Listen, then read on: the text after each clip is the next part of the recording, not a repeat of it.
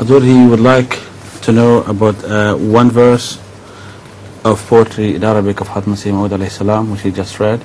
And in that verse, if I may translate it, that the person who declares war against as-Siddiq actually has against as-Siddiq, man haraba as-Siddiq, actually has declared war against his Lord and his Lord and his Prophet. What? I missed that bit.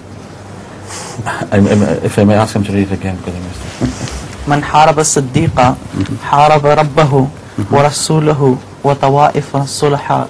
Yes, that whoever declares war on Siddiq, he has declared war on his Lord and on the Holy Prophet Muhammad sallallahu alaihi wasallam, and also on the different category of righteous people.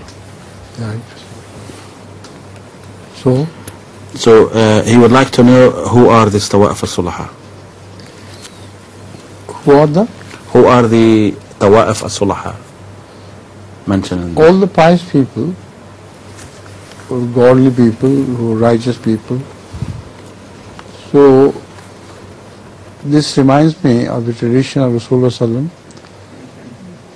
where he says that whoever disobeys me, he disobeys my Ameer, he disobeys me.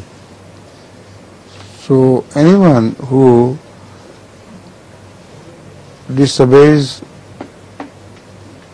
Siddiq, Hazrat Abu Bakr Siddiq radiyallahu ta'ala anhu, or has a personal grudge against him,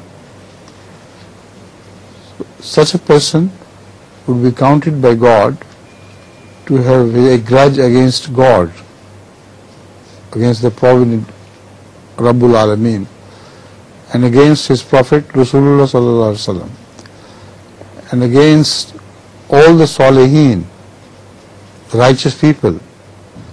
So he will be rejected by God altogether.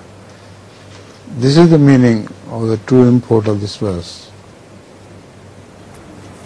And this verse of Rasulullah al-Muslim sallallahu alaihi wasallam.